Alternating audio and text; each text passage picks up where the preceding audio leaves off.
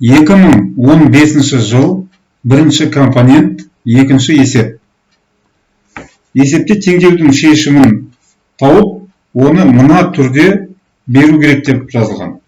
Бұл теңдеуді шешу үшін біз алмастыру тәсілін қолданамыз.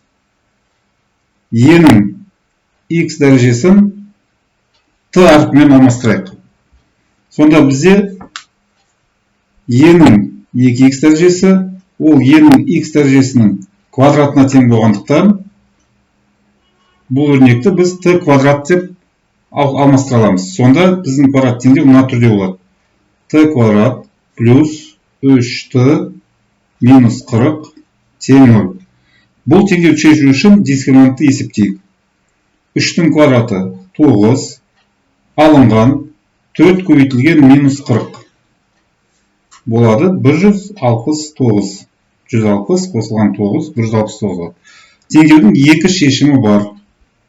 Бірінші шешімі минус 3 қосылған, түбір астында 169 ол 13-ке тең, бөлінген 2 көбейтілген 1, 2 деп жазамыз.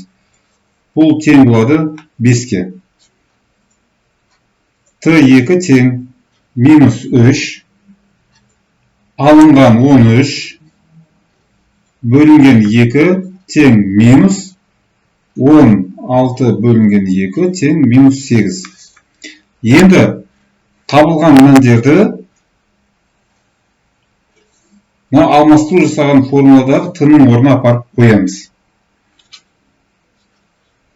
Сонда бізде бірінші Е-нің x дәрежесі тең болу 5-ке, ал екінші шешім бойынша Е-нің x дәрежесі тең болу минус 8-ге.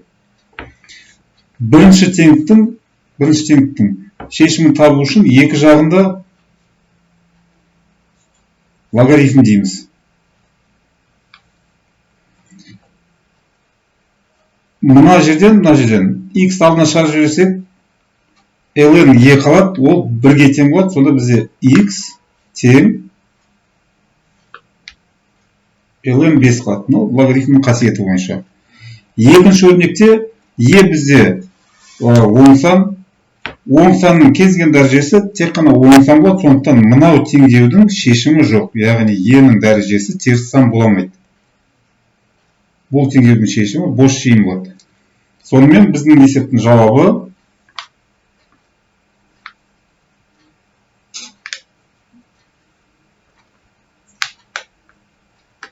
ln 5 болады.